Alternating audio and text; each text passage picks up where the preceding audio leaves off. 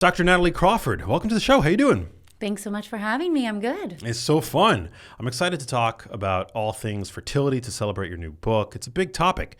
Headline from numerous publications that I saw that have gone seemingly viral. The U.S. fertility rate dropped to another record low in 2025. What do you think's going on? I think there's two things going on. One is that we have a rise in infertility. It's definitely getting harder to get pregnant. But the second is it's not really a social climate where a lot of people are ready to get pregnant, whether it's economics, whether it's relationship status. We see more people delaying having a family. Women are getting pregnant at older ages. We know it gets harder to conceive as you get older. But we can't disacknowledge the fact that the world is more inflammatory. We have more toxins in our environment. We know there's a drop in sperm counts. So I think we see both people choosing not to get pregnant and also it being harder to get pregnant when you want to. Interesting. When it comes to the environment, what would you say are the most nefarious players in terms of our exposome? There's actually a lot of different things at play.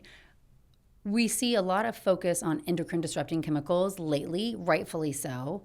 And I often have people take this stance of, well, I can't control everything, so I'm not going to control anything, like this all or nothing approach. Yeah. Right? But in reality, we're going to be exposed to endocrine disrupting chemicals every single day.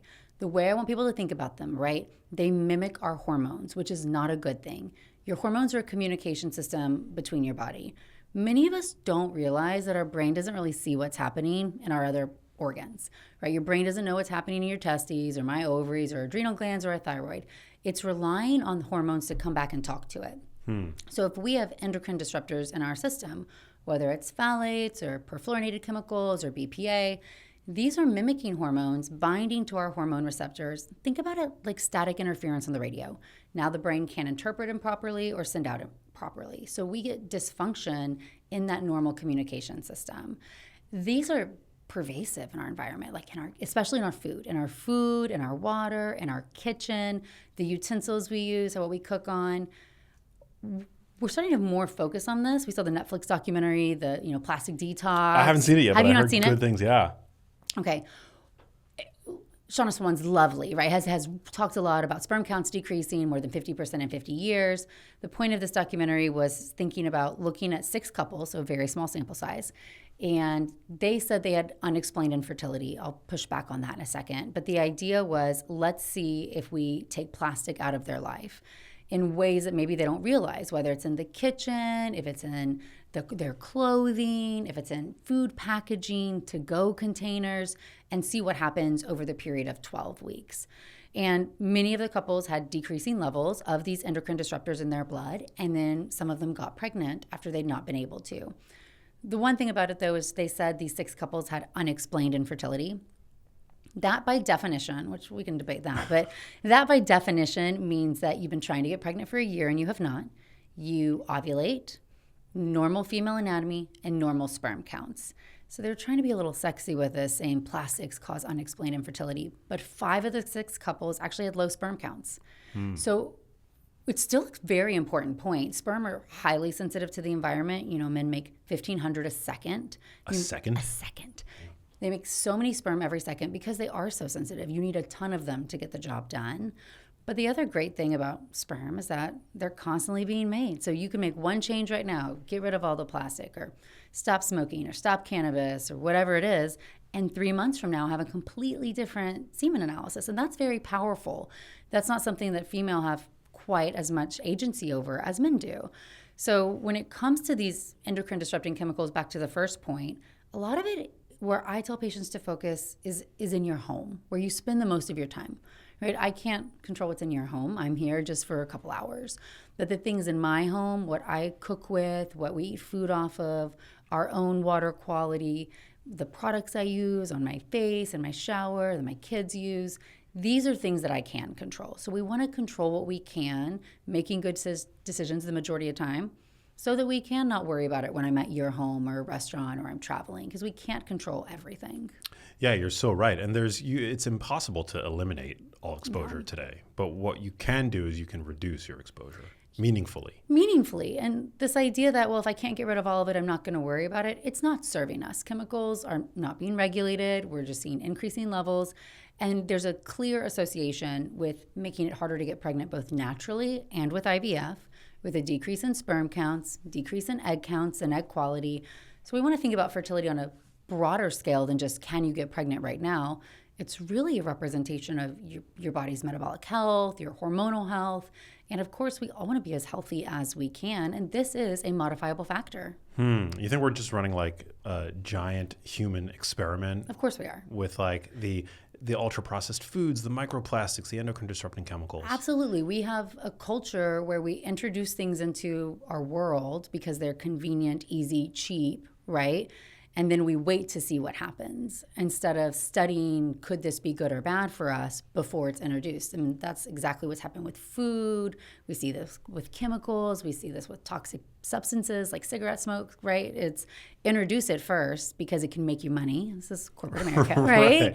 And then see what happens later. But we are all in a big experiment, and we have to start treating our body like our own N of one experiment and taking care of it. What are the biggest sources of exposure to these types of chemicals? I think it's going to be in your kitchen for the most part, is where we are constantly exposed and we're not thinking about it. So let's break down. First, plastics. And I do think most of us think about that. But especially if you have children, I mean, I have kids, so many kid products are still marketed plastic when it comes to plastic cups, plates, bottles. We really want to be transitioning over to stainless steel, to glass, especially if it gets heated. We know when plastic gets heated, that's when the chemicals leach into the substance, whether it's liquid or food. So cutting boards, anything that's plastic, I tell my patients, just get it out of your home. You don't have to replace everything at once, but get one stainless steel pan, right? Or get one bowl that you can use for mixing. Teflon and nonstick also has PFCs in it, which are those forever chemicals. They stay in your body and they build up. So we want to have stainless steel or cast iron. I think one of the biggest offenders right now is to-go containers for food. Right? People are Uber Eats and they're door dashing and they're getting food, obviously because they have busy lives. And we don't control that food or how it's prepared. We know that. But we really should take it out of the container immediately and put it into a different dish to eat off of. I know we all don't want to do dishes, so we're trying not to do that. But the plastic container the food is in is just leaching into that food. So if you sit there in front of the TV with your plastic container, we're just exposing, letting more chemicals get in that food than we need to. So just transport it to a different dish. That's one easy thing that we can do. And then back to the ultra-processed foods. Those wrappings often have chemicals in them as well, right? Even healthy foods that are processed and put in wrappers.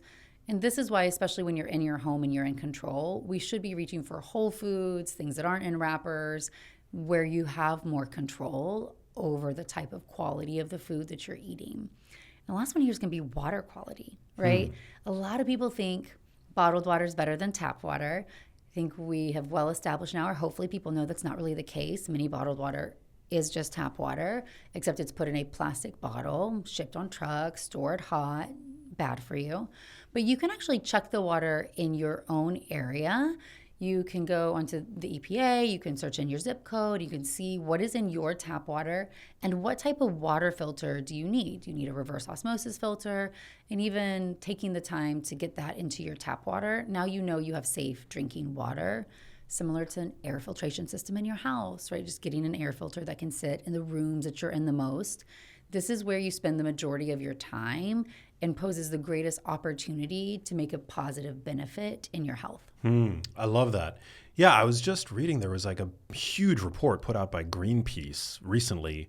And I don't follow necessarily what that organization puts out year to year, but the report, it was like a systematic review of all of the research looking at our various exposures to microplastics. And one source of exposure that it flagged in particular that I think is very common is microwaving, like reheating foods in plastic containers, and the wrappings, as you described, like the grease-proof wrappers that often you'll get like a sandwich delivered in or like a burger served in. And yeah, like I think microwaves are great, but it was just shocking the degree to which there's really rigorous, like it's almost incontrovertible at this point that microwaving food in plastic wrappers like transfers these particles into your food. There's so much data that it's shocking. We're seemingly just having this conversation now. 12 years ago when I was in fellowship, I was doing a research project, and many fellows who do a reproductive endocrinology fellowship, they do IVF lab research. It's a more controlled environment. And I was very adamant. I said, I want to study natural fertility. I want to see why some people get pregnant and why others don't. I got a master's in clinical research so we could understand trials. And so in this, I was studying vitamin levels and endocrine disrupting chemicals. And I did a big study with the EPA looking at endocrine disrupting chemicals, PFCs specifically in North Carolina, and their outcome in ovarian reserve and getting pregnant. And I remember just being disgusted by the amount of high quality data showing how harmful these chemicals are to us. I was having my own infertility journey at the time, had many pregnancy losses. I remember my husband came home from work and I'm cleaning out our whole kitchen, thinking like we had plastic Tupperwares, Teflon, all the things that were starting to have more conversation about removing. And I couldn't believe I was going through all the papers. Like, this is well demonstrated, yet why don't we know about this, right? And goes back to this idea that just because something is difficult or requires somebody to make a change or isn't news they want to hear doesn't mean they don't deserve to understand that information, because you can't make decisions on data you don't know. We deserve to be presented with educational information about what's happening to our body and the world around us, and then let individuals choose what they want to do with that information. Amen. Well, what do you say to skeptics who are like, just raising the flag, raising the concern is fear-mongering, it's alarmist? Like, what do you say to those people? I probably hear that every day, right? That this narrative is making people blame their infertility on the choices they're making. I take the other approach as somebody who walked this journey as a patient and as somebody who takes care of people. The unknown is the scariest thing that you go through, doubting every single thing that you're doing. Is this hurting me? Could this be helpful? There's very few neutral choices in our life. Whether we realize it or not, most decisions we make can improve our health or harm it in some way. There's no one single thing that's going to make or break it when it comes to you getting pregnant, but the sum of these choices can add up really significantly to benefit your health or to hold you back. My information is not to tell you this is the list and if you don't do this, it's all your fault. But again, to say these are actionable items that you can actually do. And I don't think that's fear-mongering. That's empowering, because there's so much you can't control in this life. When you tell somebody these are modifiable factors, do with this what you will, now the power's in your hands instead of sitting across from me saying, well, had I known that, my girlfriend and I would have done something different all these years, right? It gives you agency. Exactly. I don't think anybody would expect a fertility expert to have gone through their own fertility challenges. What can you share about that? Well, it was terrible. It completely changed how I practice medicine. I was at the end of my OBGYN residency. So you do 4 years of OBGYN and then 3 years of fertility to be a fertility doctor. And my husband and I decided to start trying. And this is after years of what I think many people go through, because we'd been together for a long time. When should we have a kid? When will be the right time with my job? Really, preventing pregnancy for an extended amount of time. And then finally deciding this is the right moment. And I remember our first pregnancy loss. I was so clinical about it, Max. It's like, 1 out of 4 pregnancies end in loss. It's not a big deal. Next one will be fine. It's better that it didn't work out. Something was wrong. And I remember the second pregnancy loss, I was actually in charge of labor and delivery. So I was the chief resident in charge. And I was further along, and I started bleeding in the bathroom while I was working. And it was the era where nobody knew I was pregnant. Couldn't go tell somebody. It was not okay to leave my job to go do anything personal, which hopefully times have changed in medical training. But I remember just kind of like bottling it inside and being devastated, but going on and, delivering babies that night. And then going home, pulling over my car, like throwing up on the side of the road because like the cramps were so intense. And I sat there thinking, I've walked with so many women through miscarriage, but going through it yourself gives you such a different perspective. I went to my doctor after that, and I said, okay, I've had 2 pregnancy losses. Like, something's wrong. Let's test. And I was told, well, we don't worry about it until you have a 3rd pregnancy loss. So just must be bad luck. Keep trying. And that was such a hurtful thing to hear. True or not true. It just felt so dismissive. I had questions and concerns, and they were just brushed aside, and really felt like, I haven't failed bad enough to even get testing, like to even get data about my body or about my husband. Isn't that crazy? And that's really a big premise of the book. But just in general, we have to understand infertility is defined as trying to get pregnant for 12 months and not having success. Why? It's just population-based averages. Like, when do you start to fall off the bell curve? And of course, infertility rates are rising. It was 1 out of 8 a decade ago. We now say it's 1 out of 6. It's actually 1 out of 5 for couples trying for the first time in the United States, meaning 1 out of 5 couples, 20%, will not get pregnant in 12 months when they're trying. And then, and only then, do we now recommend a medical evaluation to see how's your sperm, or how many eggs does your girlfriend have? Are her fallopian tubes open? Is she ovulating? Things that can sometimes take a long time to resolve, sometimes can never be resolved and need intervention much earlier. And so why do we make you fail before we do any testing at all? I felt that personally, and I feel that professionally too, that I should not be the gatekeeper to a patient wanting to get information about their body and about their health, regardless of what the medical definition of a word might mean. And I don't think it serves us in the time where the world is more inflammatory and we have more chemicals and people are waiting longer and birth rates are dropping and infertility is rising, to say, well, Max, I'll see you in a year when y'all don't get pregnant. Until then, just don't worry about it. But that's the message many patients are hearing. It's the message I heard. I hadn't failed bad enough. Lost the 3rd pregnancy, got testing. Everything was normal. Was told it was unexplained recurrent pregnancy loss. Lost a 4th pregnancy. Was told IVF was the only option.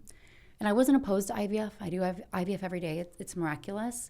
But I couldn't do IVF because I was the IVF fellow. At this point, I was in my fellowship, and my job was to be the person there every single day, doing ultrasounds, doing procedures. I couldn't take time off to go through it myself. I needed to wait till that year was over, which I always wanted to be a doctor. I was fine with that. I said, okay, fine. But if I have to wait these 6 months, what will make my odds better? Surely there's things I should be doing to prepare my body that can give me a higher odds of success. And the message I heard then was, it doesn't matter, just do IVF.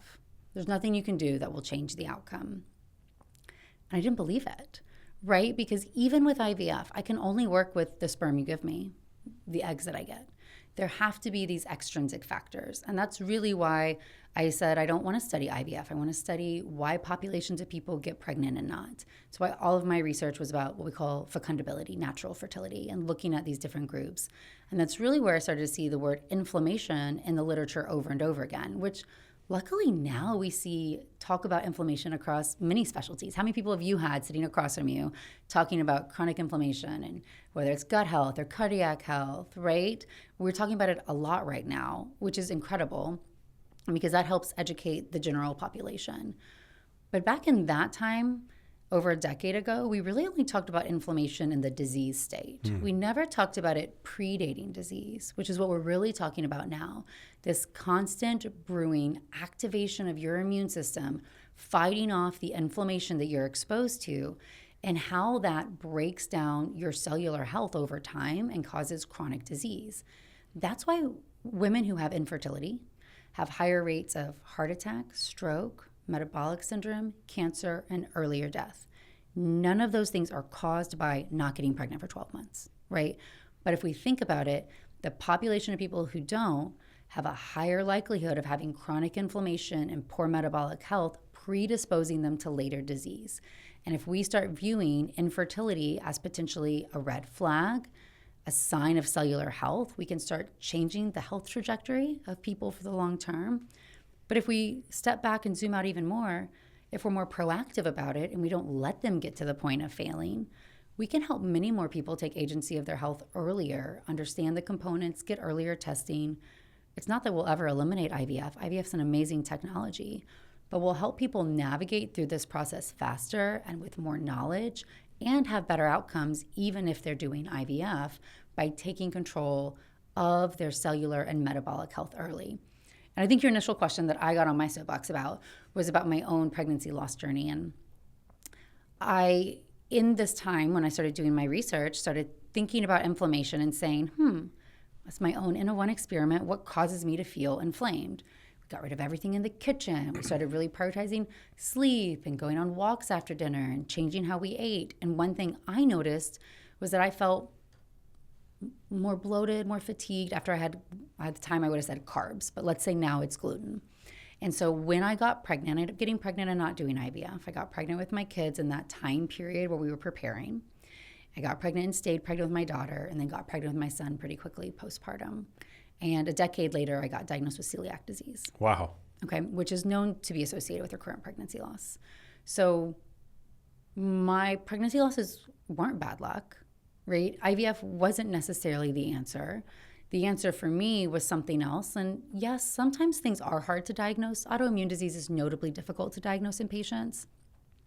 But that doesn't mean that simplifying things to say, just do IVF and nothing else that you can do matters is the right answer either.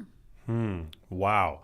So it was this dietary exposure for you that led to four miscarriages before you ended up being able to sustain a pregnancy? Isn't that crazy? Wow. I mean, I'll tell this to anybody who's listening who has infertility, because I never want somebody to sit here and say, like, I have to cut out gluten. That's the magic thing, right? But we all have to learn to listen to our bodies. And as women specifically, when you tend to get dismissed with your problems, so maybe you go in and you say your periods are really painful and you're told that's just normal. You start to think you have a poor pain tolerance, that you don't tolerate things like everybody else.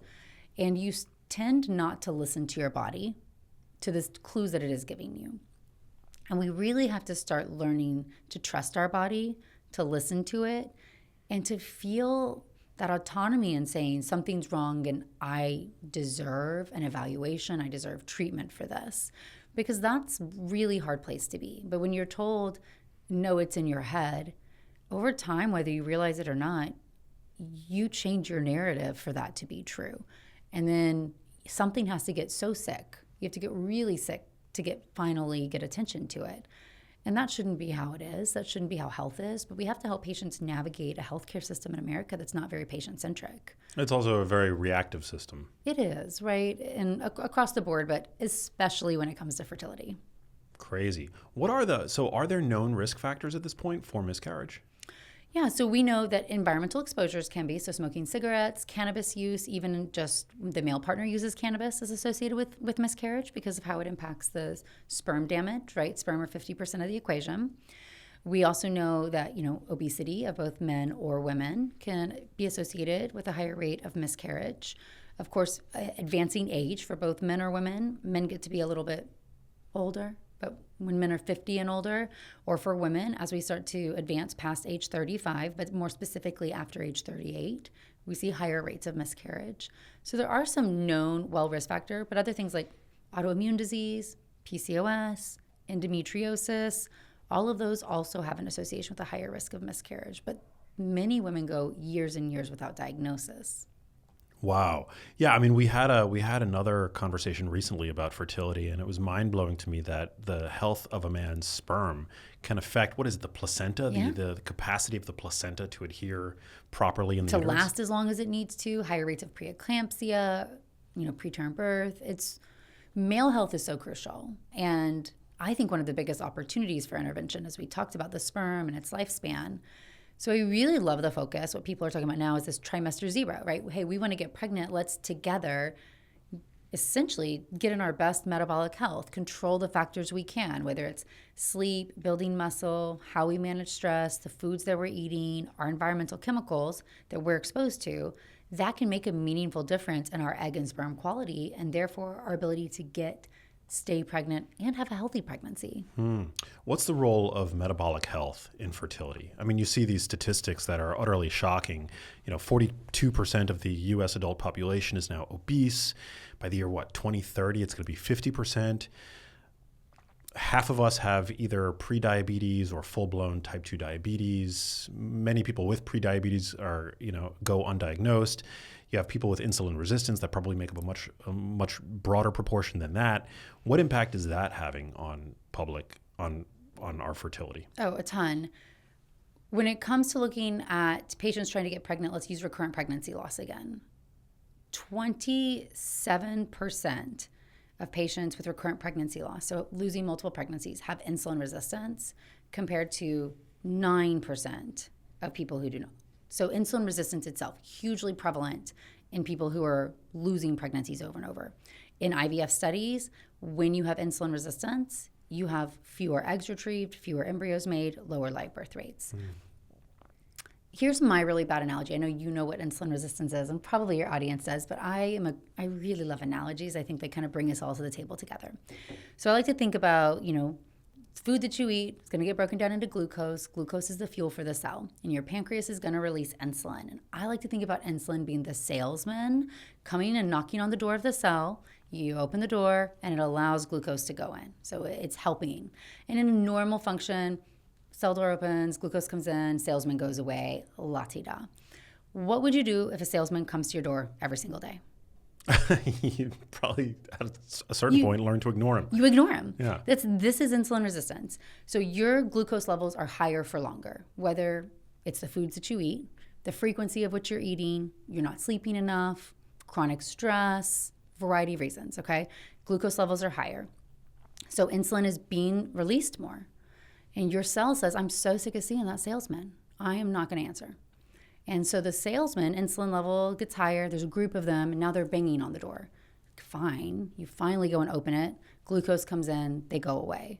To add to this mix, during the time when the salesmen are outside the door, the cell is hungry because glucose is what it needs, but it's ignoring the insulin signal. So your cells are starving, and you start breaking down your stored glucose. So in your liver, you can undergo a process called gluconeogenesis, where your stored glycogen, which is the form of glucose stored, gets broken down, and now you have even more glucose in your bloodstream. So now even more insulin is released. So this cell starting to ignore and needing the salesman to bang on the door is what's happening when we develop insulin resistance. And you can see that that's a very hard cycle to break because cells are starving, but inside your bloodstream, something bad is happening. What people should know is that insulin itself is not a benign hormone. It's a growth hormone. So when it is high, your body thinks it's in such a state that it needs to store some of this other glucose as fats. You start getting the central weight gain. Think of that beer belly, the visceral fat that's highly inflammatory. If we want to be really specific at the ovarian level, insulin actually changes how your ovary responds to the hormones from the brain. Switches it to be more what we call androgenic, making more male hormones over female hormones, needs higher hormone signal to respond, delay in ovulation. It can actually deplete your egg count based on that chronic localized inflammation that can come. It also comes back to the brain. If we think of the brain being central command station, waiting for these hormone signals to come in, when it has this high insulin level, it says something's not right. I don't know what's going on, but this is not normal. Why is it taking so much insulin? And it starts blunting its response and then not sending out enough hormones. So we can see on multiple different levels when it comes to your fertility. It can be harder to ovulate. You're impacting your egg quality. You're changing the inflammation inside your body, so it's going to make it harder to get pregnant and stay pregnant. And all of this creates a cycle that we have to actively break through multiple lifestyle decisions at once and active choices. And sometimes that includes medication, but very often to break the cycle, we have to change our behaviors more than anything. And the thing that I find so interesting is when I try to talk to patients about insulin resistance, and they say, well, I don't have diabetes in my family, I'm good. They just think it absolutely does not impact them. Or they'll say, my last hemoglobin A1C was normal, so it's fine. But truly, that's not the world's best test. And we have to remember that a lot of lab tests, hemoglobin A1C specifically, is looking at population-based norms, not optimal levels.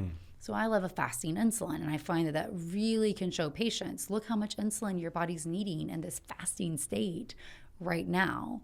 And then we have to start talking about ways that we can combat insulin resistance to actively decrease our inflammation. And honestly, regardless if you want to be pregnant or not, you want to be healthy. So this is a really important conversation to have. Definitely. And what's the relationship between insulin resistance and PCOS? So PCOS is a fascinating syndrome, right? Polycystic ovarian syndrome. In its simplest, okay, we're going to go over my analogy for PCOS. Okay, inside your ovary, Max, let's imagine you've got a vault where all your eggs are kept, if you're a woman, so not you, but me. Okay, I'm born with all the eggs I'm ever going to have. Very interesting is that the vault releases a group of eggs every single month, no matter what. The number is proportional to how many are inside. So when you're younger, you send out more eggs. So I'll say an average 30-year-old has 20 eggs coming out of the vault. An average 40-year-old is going to have 8. So as the vault gets emptier, fewer come out every month. Those eggs outside the vault, we can measure them on ultrasound or do blood testing. That's what we call checking your ovarian reserve or your egg count. Well, in PCOS, one thing that happens is that you have more eggs in the vault, probably because of certain exposures your mom had when she was pregnant with you. Women lose the majority of their eggs between being a 5-month-old baby and birth. They go from 6 to 7 million to 1 to 2 million. Because when you have more, you lose more. You lose the next biggest group between birth and your first period you ever have. You get down to 500,000 at the most. So ovulation is not what causes you to lose eggs. The ovaries are just constantly losing eggs that whole time. We don't have a way currently to slow down that process. Okay, so you're born with more eggs if you have PCOS. More eggs are coming out of the vault. And we want to think about it. The brain sends out a hormone called FSH, follicle stimulating hormone, well named because each egg grows inside a follicle. So FSH gets one follicle to grow and respond. Well, if you now have 40 eggs outside your vault because you have more remaining, your brain doesn't know that because the brain doesn't know what's happening in the ovary. So it sends out the normal amount of FSH and it gets diluted. So now each egg gets half as much because you have 40 instead of 20. So you are not starting to grow an egg. Usually when you grow an egg, you make estrogen. That estrogen level, when the egg gets high enough, tells your brain it's time to ovulate. It's going to take a longer signal to get that egg to grow because the FSH is not strong enough. And during that time period, what starts to happen is that the ovary loves to make hormones. Estrogen is its hormone du jour, but if you're not making estrogen because you make estrogen when you're growing an egg, it'll start to make testosterone. So the pathway from LH to make testosterone becomes very favored. And this worsens with insulin resistance because testosterone then causes more central weight gain for women. We see a lot of insulin resistance with PCOS. You'll hear us call it a metabolic syndrome as well. Regardless of body size, there's this misconception that PCOS is a disease of obesity. The reality is PCOS is an ovarian disorder that has metabolic consequences. Over 80% of women with PCOS will have insulin resistance, regardless if they're underweight, overweight, it doesn't matter. Their ovary has shifted how it functions. And so it's really important, those patients specifically, to talk about how they can control insulin resistance, whether it's supplements, medications, these lifestyle decisions that they're making. And I think one of the biggest disservices we've done is when young women don't get told they have PCOS when they have obvious clinical symptoms. And what I mean is the diagnosis is made 2 out of 3. One is having a high egg count. So I do an ultrasound, I see a high egg count. The second is having irregular or absent periods. The third is going to be clinical or lab signs of high androgens. So you could have acne, hair growth, or you could have high testosterone or DHEAS. So if you have irregular cycles and acne, you meet the clinical criteria for PCOS. You do. So we have a generation of women who went to their doctor, chief complaint, irregular cycles. They went in because their period's irregular, they had acne, and their doctor said, here, this birth control will help you. And they're not wrong. The birth control did help. It increases sex hormone binding globulin, which binds up testosterone, lowers their testosterone, improves their acne, helps with some of this insulin resistance. Obviously, the combined birth control pill has estrogen, progesterone. So it wasn't the wrong, quote, treatment, but they were never told, you have PCOS. The birth control pill can help these ways. However, underlying this is a metabolic disorder that you should start to learn to work on, because when you stop the pill, all these problems are going to come back. And so we have a generation of women who are on the pill. I promise their doctor said in their brain, oh, she's got PCOS, but she was never told this. Then when she stops the pill because she wants to get pregnant, now suddenly her cycles are spacing out, acne is coming back, gaining weight, feeling terrible, and has no idea what's happening. So we've lost that agency again, that opportunity to know information about our body, learn to make decisions and choices and decrease inflammation earlier by controlling our metabolic health, simply because we weren't given information or data about our bodies that was readily available. So PCOS is really important. It's really prevalent, but we have to, I think, really change the conversation in how we approach contraception too. Unfortunately, because of this, we've now demonized the birth control pill, right? Because you can imagine if you were on something and then you come off of it and all these problems come, you think it's the pill's fault, or you think the pill caused this. And the reality is the birth control pill can be used for contraception, highly effective. it has medical reasons that it can be really helpful as well for heavy bleeding, for PCOS, for endometriosis, for, premenstrual depression and PMS symptoms. There's many reasons why it can be advantageous. It's not for everybody.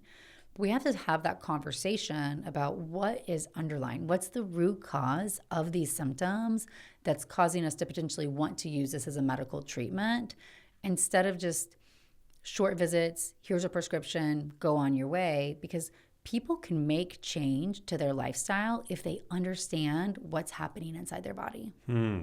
And what do you say to people, to women listening who are like, well, I'm of a normal, healthy weight. Yeah. So excellent. Yeah. So I'm impervious to these sorts of metabolic problems. I would say the majority of people who I see, and maybe I have selection bias because I'm in Austin, Texas, I see ultimately a really healthy population.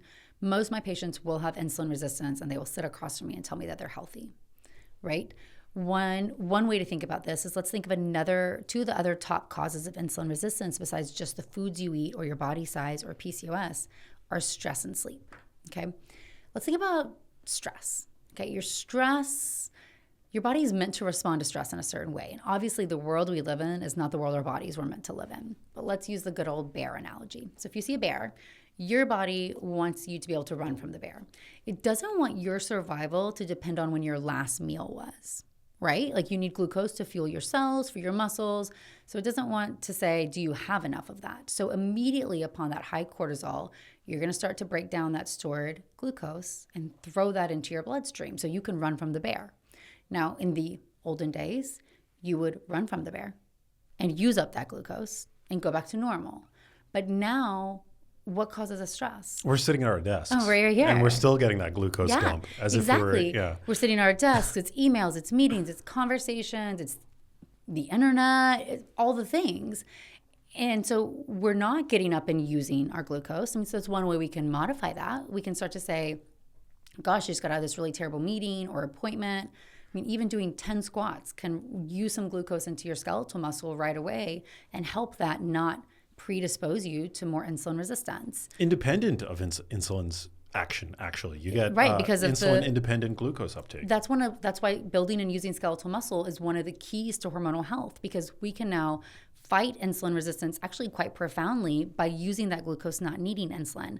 It's because the muscle, as you know, has GLUT4, a transporter in it that can use up glucose without needing insulin. I call that giving glucose a key. I don't need the salesman anymore. Glucose has a key to the cell. But let's talk about women. A lot of women, especially in these reproductive years, have not been focusing on building skeletal muscle. A lot of their exercise has been more cardio-focused, aerobic, right? So they don't have the same skeletal muscle mass to leverage using up that glucose in the same way. So building muscle can be a tool. We have to tell women that, right?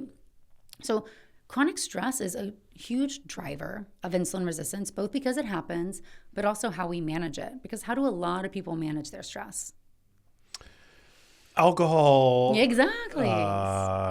Stress eating, stress drinking, right? We have ice cream, wine. We're just piling on. So it's both what's actively happening in our body, which is a physiologic adaptation for survival, run from the bear, except we double down on it by how much we're exposed, what we don't do, use our muscle, and what we do, seek other dopamine releasing behaviors to try to counter it, which ultimately makes us worse, right? And the other thing is people don't sleep enough. If we like to think about sleep as one of the most profound tools we can have to decrease our inflammation, allow our cells to become more insulin sensitive, right? I haven't seen that salesman in a long time, so I'm okay opening the door up when he comes around. I see so many high-functioning, really successful women and men who wear their 5 hours of sleep like a badge of honor. Crazy. But they do. They say, I only need 5 hours of sleep. Like this, I don't need any more than that. The truth is their body does. If they're still able to function on 5 hours of sleep, I'm highly impressed. But we will adjust to the world around us. When I was a medical resident, I would work 36 hours plus. I would get very little sleep. If you don't give your body sleep, it will get up and do the job, but there will be consequences. So regardless of our weight, there's these things levers that we are pulling, whether we realize it or not, that control our body's response and ultimately if we develop insulin resistance. And being underslept makes you more inclined to reaching for ultra-processed junk foods the following day. compounding the harm. I mean, something like 400 additional calories a person's inclined to consume, mainly from sugar, ultra-processed because they're looking for that energy from a different source. So we see how that's a great example, right? Sleep, stress, you have the harm from one, what's happening, and then there's that doubling impact because of what you do to cope with it, because we're not allowing our body the ability to function how it was meant to. Man. Yeah, it's such a problem. I mean, today, the 60% of calories that your average adult ingests coming from ultra-processed foods, the chronic stress, the always on nature of modern life. It's like a perfect storm for infertility. It is. And when we simplified infertility in a way to say, we're not going to do any testing, just try to get pregnant, we've lost the ability to understand how all these things are making it harder for us, and have so many people who have the outward appearance of being healthy, right? They will even sit across me and say, I'm really healthy.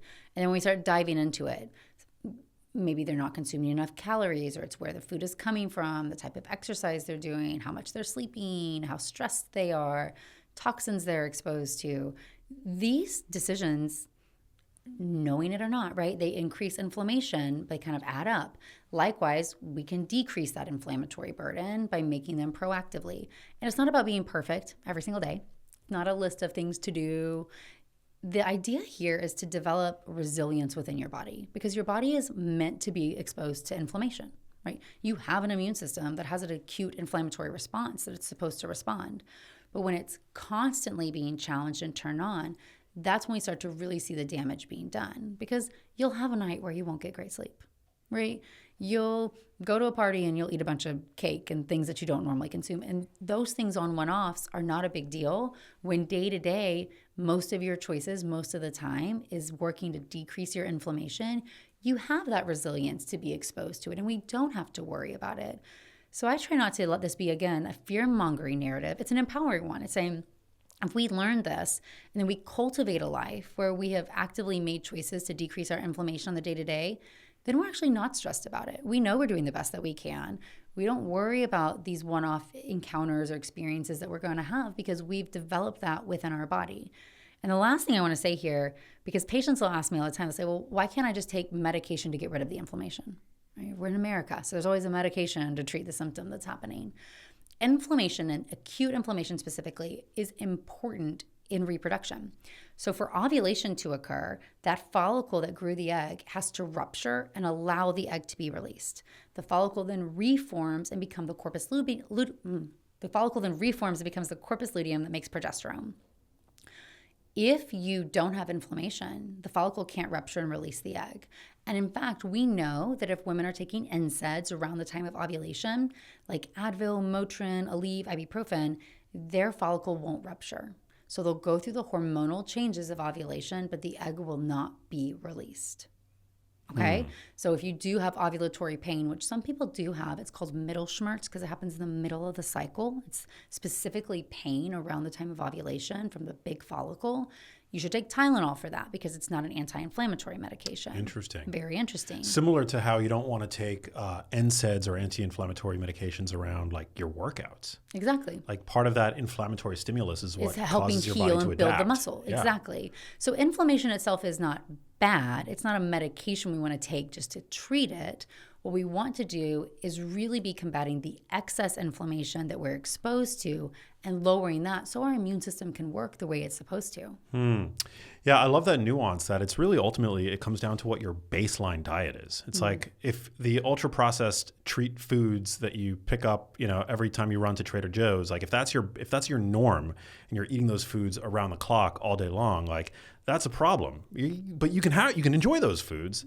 Just do so moderately. Yes, you've got to build your diet in a way that is more anti-inflammatory. Fruits and vegetables, lots of fiber. Almost every patient I see needs to increase the number of fruits and vegetables they're having in their diet.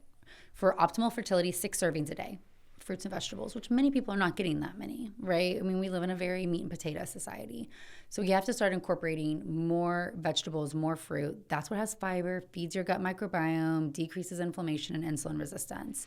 And then we have to start looking at the other things. Like healthy fats are so important. Cholesterol is the backbone for steroid hormones. So you've got to, this is probably mostly women who still feel going for the low-fat milk and the low-fat yogurt, right? We grew up in that era.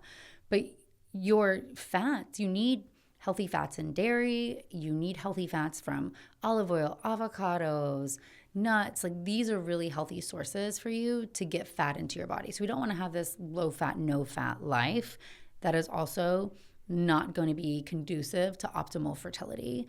But the big harm is truly going to be from the ultra-processed foods and the added sugars, right? So again, the idea, food is not neutral. Food can be helpful, food can be harmful, and we want to be making most of our choices most of the time in a way that's going to help fuel our body better. So true. Do you think that there's an ability for a high protein, nutrient dense diet to support fertility? I mean, like I like to say that we ought to get the bulk of our dietary fats from whole foods, like from foods that naturally contain fat. But I also think on the same side of the coin that it is worthwhile today to be mindful of your fat intake, just because it's become so ubiquitous in the form of added oils. Fair. Oils, fat extracts, and things like that. That's absolutely a great point. I also think we have to meet somebody where they are, right? We know the worst dietary pattern is the standard American diet, right? So you can have a healthier diet and see improvement in a lot of parameters just because you've decreased ultra-processed foods, regardless of some of the other parameters we do. If we want to look through the lens of fertility specifically, we know that red meat is probably the most controversial on the table here. And now, not to me, but I'm just saying, and the fertility data, yeah. right? This is probably, studies are only as good as how they set them up, right? Because red meat is a category of food, and not all red meat's going to be created equal. I think you'll agree with me on that, right? Totally. So, but it's all grouped together. And so when they look at quartiles of exposure, so people ate the lowest amount of red meat versus the highest, those who intook the highest amount had poor embryo development in IVF, lower pregnancy rates, they had lower sperm counts, they had higher rates of miscarriage, higher stage of endometriosis. Now, do we really think it's red meat specifically? It's probably also representative of an otherwise dietary pattern, right? Because a lot of that could be, fast food hamburger gets looped in the same category as somebody's having a grass-fed steak. It's very hard to isolate single food groups in nutritional literature. But it probably also brings to the point that a lot of people probably don't leverage plant protein at all. And we should leverage that some, right? Beans, lentils, tofu have a really great helpful place. Soy itself can be protective against the endocrine disrupting chemicals we're talking about earlier. In a study called the Earth Study, looking at exposure of endocrine disrupting chemicals in people who are trying to get pregnant, those who had higher levels of the endocrine disruptors that we started the conversation with, right, took them longer to get pregnant, worse outcomes with IVF. But soy and folic acid intake was protective. People who had more soy in their diet and more folic acid from food-based sources had lower levels of endocrine disrupting chemicals. So, diet has that extra advantage of it can lower inflammation, can be nutritious, can protect you against endocrine disrupting chemicals, but you're not getting soy and folate from your ultra processed foods, right? No, it's a balance. So fruits, veggies, healthy fats, high quality proteins, complex carbohydrates, and then really limiting the refined, the ultra processed, the added sugars. That's the healthy dietary pattern. And then we all have to be our own N of 1 experiment, right? How you feel, if you feel inflamed, bloated, sluggish after eating certain types of foods, you should listen to that because that's your body telling you how it's responding to different food groups. Totally. I strive to be non-dogmatic, and I consume soy protein. It's not the base of my diet, certainly, far from it. But I love natto. I eat edamame fairly regularly. I use tamari sauce on my sushi, which provides a meaningful amount of protein, actually. And I eat lentils all the time. So I'm a fan of plant protein. There's no doubt about it. But it's hard for me to ignore the fact that, again, striving to be as non-dogmatic as possible. Red meat continually comes up at the top of pretty much every nutrient density chart I've ever seen. Mm-hmm. Like red meat's at the top, and iron deficiency anemia is still a real problem, and there's no more bioavailable source of iron than that. on top of the protein, on top of the creatine, on top of the vitamin B12, on top of the, all of the other nutrients, the carnosine, the carnitine. So I think, I'm very skeptical of the epidemiology surrounding red meat. Because as you said, I mean, it's like garbage in equals garbage out. These studies are so confounded. And it's like people who eat the least amount of red meat might be, maybe they're more health conscious because they're, they've read on like a wellness blog somewhere. You just don't know. Are they eating a lot of, fish? Are they pescatarian? They have There you other go. health. Like there's so much nuance in dietary data that we have to evaluate it as such. I mean, I was a nutrition major back in college, took a whole class on fats and carbohydrates. So I'm fascinated by it. But you also see the flaws in the research. It doesn't mean the research is terrible. We take it from where it is. And like all scientific studies, it is only telling us one variable, and it's so influenced by how they set the study up. It doesn't mean studies are bad. We love to practice evidence-based medicine. But similarly, just because a study hasn't been done doesn't mean something's not true.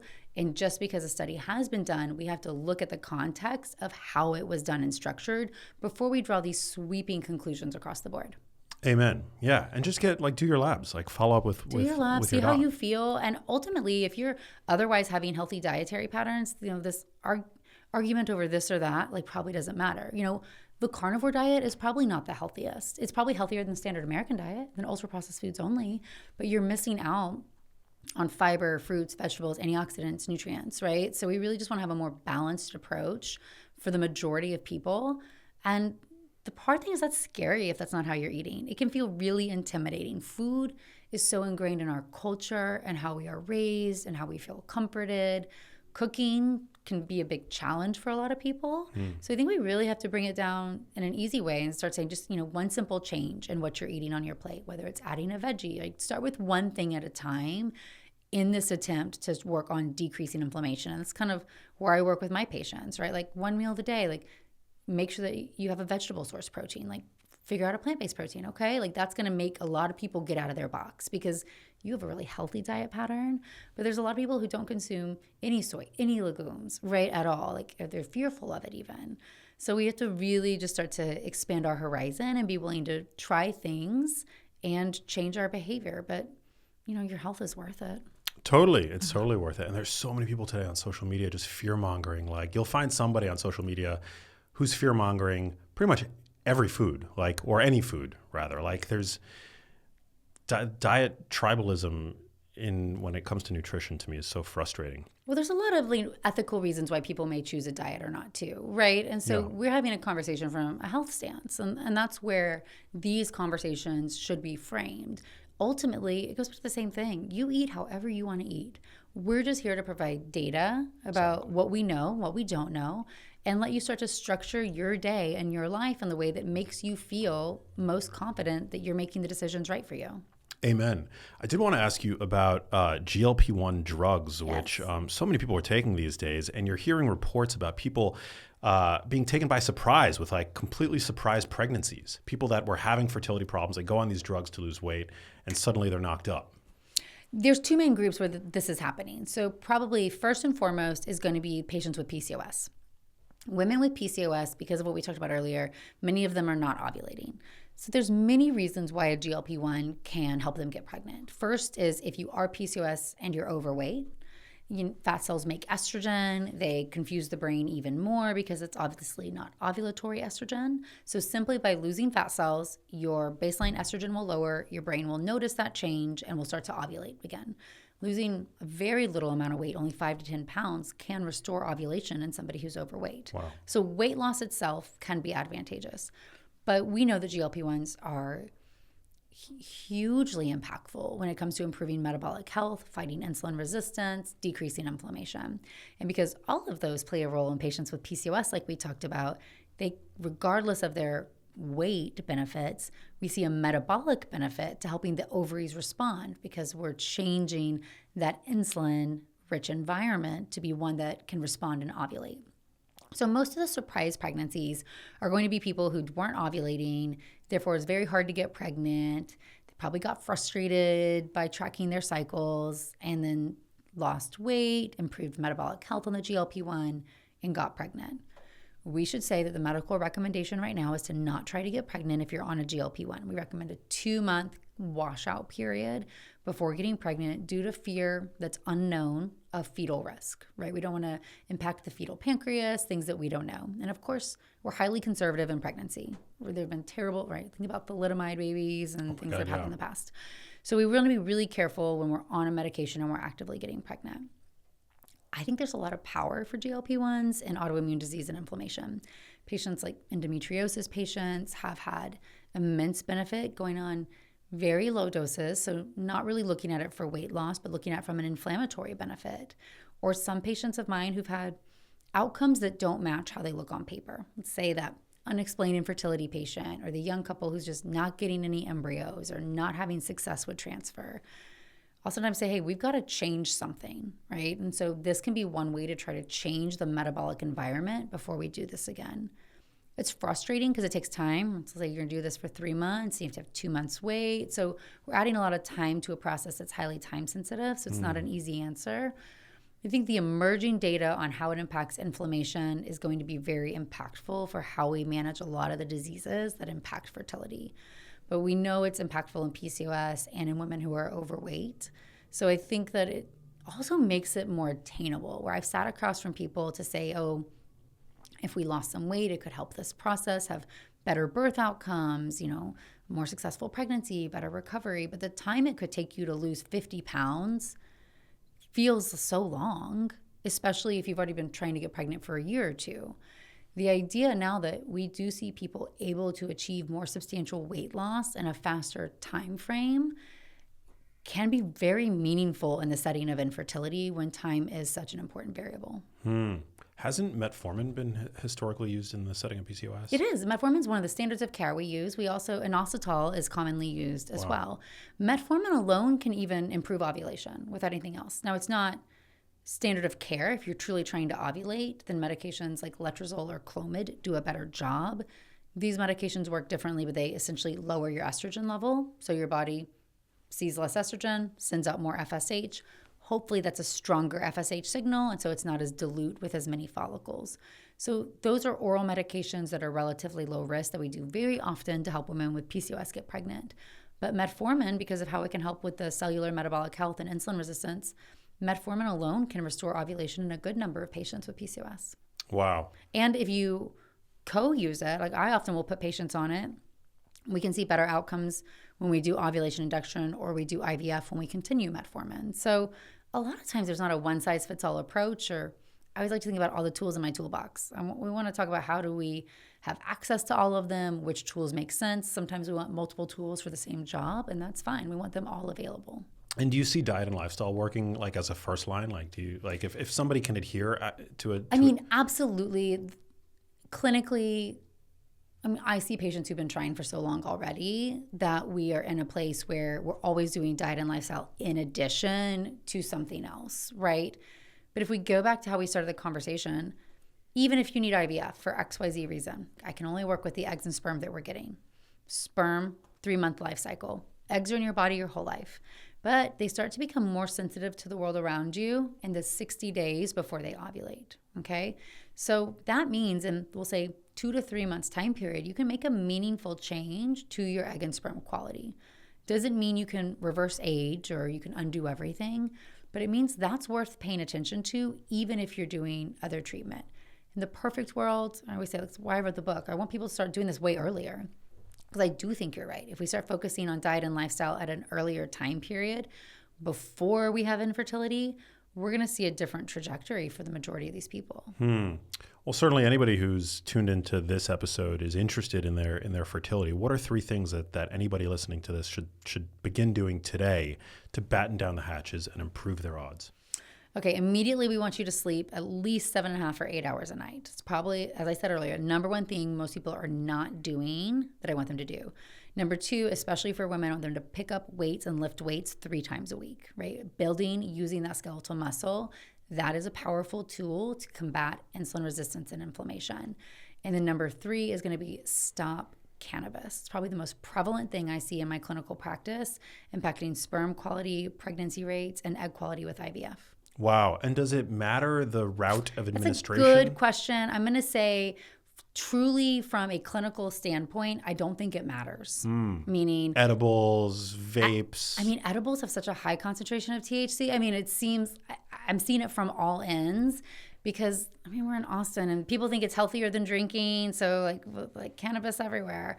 But we're really seeing it not disclosed, a really bad outcome in IVF, changing that one single variable and completely different outcomes. So it's one of the things I say, if you're on your let's get pregnant journey, just cut it out. Wow. For men and women? Men and women. Fascinating. Yeah, I don't like personally cannabis. I mean, I enjoy a little bit sometimes before bed, but I don't like it like while I'm conscious, if that makes sense. Like to me, it's very useful like in like microdose form to help me get to sleep, to like turn off my brain. But yeah, it's something that I could easily give up. Do you see a lot of people using it regular? Like, is it? I do. I see a lot of people using it like you are. It's like they're, especially high performing men, high stressful jobs, it's their sleep aid. Like a little bit just at night, they're highly hesitant to get rid of it. They really don't acknowledge it. They say, oh, it's not a problem. It just helps me sleep. But they really, it impacts their sperm in a profound way. And not always detected on a semen analysis, right? So we want to remember that a semen analysis is telling us about how many sperm are made, how the sperm move, and the shape of the sperm. It's not telling us about the DNA inside the sperm's head, which is done with a different test called a DNA sperm fragmentation, not run on a standard semen analysis.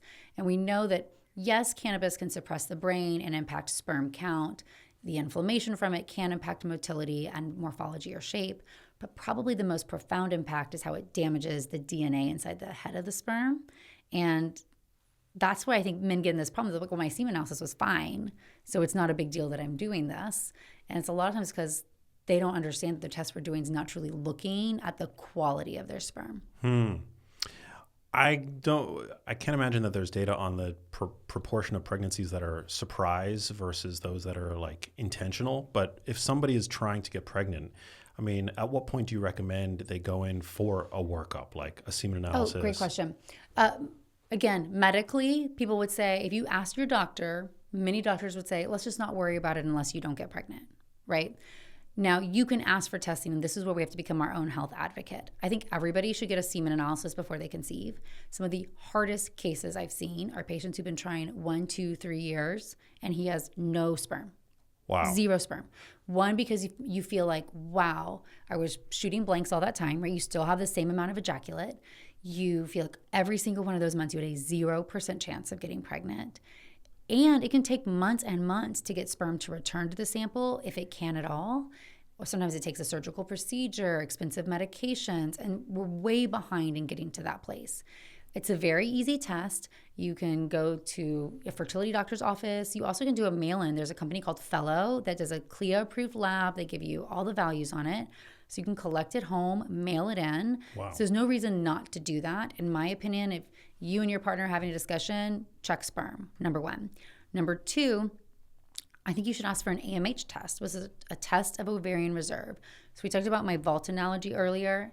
The eggs that come out of the vault, the cells that surround them make AMH, which is a hormone called anti-Mullerian hormone. More eggs make more AMH, fewer eggs make lower. It's not perfect. It'll vary some month to month because the body's not sending out the exact same number of eggs. But if we think about it like a category, do you have a normal amount, high level, low level, critically low?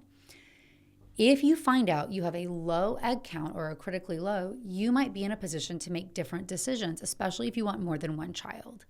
In addition to the fact that we know you would get fewer eggs with IVF or egg freezing, the younger you are, the better the outcome. But also, why is it low? Do you have autoimmune disease? Do you have endometriosis? Have you been smoking cigarettes? Should you stop that? You would give people data about their bodies, they can make active decisions. I'll be really clear, that's against current medical society recommendations. The American College of OBGYN says that you should not check an AMH level in people unless they have infertility. Their idea is that it's too stressful to find out you don't have a high AMH value if you're not trying to get pregnant. But I think that's a really paternalistic view. They also argue that there's some data showing that it doesn't have a lower rate of getting pregnant. And that's right in some ways, but not all. If we think about 2 women the same age, one has 5 eggs outside the vault, the other has 20. Well, if we're ovulating, we're both releasing 1 egg. So if everything else is the same, that's true. We have the same odds of getting pregnant. But what's not represented there is but why does this person only have 5 eggs? Because endometriosis, autoimmune disease, these things do contribute to a higher rate of infertility and might make different decisions along the way. Clinically, I see couples when the woman has a low AMH and they make decisions differently because now they're making it from a place of knowledge. Especially if you're like, this is my life partner, we're married, we're together, we want to have kids, we think we're going to wait a couple years. Well, now find out you don't have a couple years maybe to wait. Maybe you decided to try earlier. Maybe you freeze eggs or embryos. Maybe you do none of that. You just start trying to live your healthiest life so you have the best egg and sperm quality. At the end of the day, all women will run out of eggs, right? Fertility is finite. So if somebody's going to be making the decisions about your reproductive future, I think it should be you and not just letting time make them. We are all on a different time path. So this idea of don't check that till you have infertility, I don't think it serves anybody. So I would ask for an AMH test. Simple blood test. It costs like $79 if you don't have insurance. It's like not that expensive, right? So an AMH blood test, a semen analysis, and then the middle ground is going to be to really learn to track your ovulation. Not just when your period's coming, but apps where you're marking when your period's coming and it's giving you a fertile window. I don't know if your girlfriend has one. That'll say, this is your ovulation day. That is only accurately predicting ovulation 20% of the time. Apps are wrong most of the time because they're using a calendar method presuming that the luteal phase, the second half of the cycle, is 14 days. But in fact, most women don't have a 14-day luteal phase. And in fact, having a short luteal phase where it's less than 11 days is one of the first signs that you're not ovulating to the degree that you should be and that something is wrong. But if you don't know when you're ovulating or you're just going by your app, you're missing the clues and you're not effectively timing in our course. So learning to track ovulation, this can be with cervical mucus. So cervical mucus is the barrier to the uterus. It becomes sticky, stretchy, like an egg white when you have your peak estrogen. So estrogen levels of 200 picograms or more causes the cervical mucus to come out of your body like an egg white. So if women learn to just kind of look, like wipe with toilet paper before they go to the bathroom, they'll say, oh, this is that sticky egg white stuff. The last day of type 4 cervical mucus is ovulation day. So that's free. There's no tech or anything required. Second is going to be your basal body temperature. When your body makes progesterone after ovulation, core body temperature rises 0.4 degrees Fahrenheit. So if you're able to track your temperature, you can know when you ovulated. 10 years ago, this was so problematic because it was like a special thermometer at the right time of day and very influenced by the world around you. This is where tech's been incredible because now we have wearables, Oura Ring, Apple Watch, Natural Cycles has a wearable where it can highly accurately look at your temperature across multiple times of the day and know when your core body temperature is rising and predict your ovulation. So that's an easy way, if you don't want to think about it, where you can leverage technology in a way that can help you know this. And then another one is urinary hormone monitoring. So the brain sends out a surge of LH or luteinizing hormone to cause that follicle to rupture and release the egg. And if you detect when that is happening, you can know ovulation is imminent the day after. And so this can be with a simple LH-based test called an ovulation predictor kit, or there's fancier ones now like Anito or Mira that can check many different hormones, but essentially it's like a pregnancy test. You pee, text with a stick, it's going to tell you when this is happening. So AMH, semen analysis, and then learning to track your ovulation. These are 3 things that you should do. And if your ovulation is irregular, if your luteal phase is shorter than 11 days, if your cycles are further than 35 days apart, these are signs where you don't pass go. Go get an evaluation now because there could be a thyroid problem, a prolactin problem, PCOS. There could be something underlying that you deserve to know right now before you're spending your time just trying and seeing what happens. And should the doctor that couples seek out, should they be looking for reproductive endocrinologists? They can. So you can just call a fertility doctor and say, hey, I want fertility testing. And we will happily see you, do your testing. And I love this. And I'll tell patients, hey, if our worst case scenario is it's all good, then you can go on and we can decide based on your age or your goals, how long you try naturally. And then if you don't have success, what we might want to do. I would say about a third of the time, though, we're finding something where a couple is making a different decision. Wow. Whether it's let's freeze something, let's advance to care sooner, he's going to go see, a urologist, right? Something, other action is happening that otherwise would not have happened had they not had testing. Many OBGYNs will do initial testing too, so it just depends who you're in front of. But this is information I think you deserve to know, and it's stuff that you're going to have to ask for. We sometimes grow up in this era of you go to the pediatrician and they're checking the boxes, and then suddenly you're an adult going to a grown-up doctor, and we kind of wait for them to bring things up to us, and that's not how the medical system works. Your OBGYN is going to ask, are you trying to get pregnant? No. What birth control do you want? Because they want to help you not have a pregnancy if you don't want one. I tell my OBGYN colleagues the next question should be, do you want kids one day? Because if the answer is yes, we should talk about testing, timing, and an earlier evaluation so that people can make informed decisions. Wow. Dr. Natalie Crawford, so good, so illuminating, such a fascinating topic. I mean, I have not gone through this myself, but thank you for sharing your personal story and all this wisdom with my audience. It's definitely, it all comes back to agency. It does. It's really about you making decisions from a place of knowledge and feeling confident in how you're structuring your day and your life. Exactly. Well, I've got one last question for you, but before we get to that, where can people pick up your book, and where can my listeners connect with you on social media if they have follow-up questions? Wonderful. Yeah, I'm on social media at Natalie Crawford MD, and the book is The Fertility Formula, and you can get it anywhere books are sold. It's going to go into much more detail over all the things that we covered today. I love it. It's a beautiful book as well. Thank Congrats. you. What number book is this for you? This is my first. It's your first book. It's my debut. Wow. Mazel tov. It's a big you. deal. Well, the last question that gets asked to everybody on the show, what does living a genius life mean to you? You know, it's really what we talked about, meaning making decisions from a place of knowledge, like knowing the why behind the choices you make. That to me is what a genius life is. I love it. Cool. Thanks for coming out. Thanks for having me. I loved it. Yeah. Thank you, guys. Thanks for listening. Share this episode with people in your life that may benefit from it.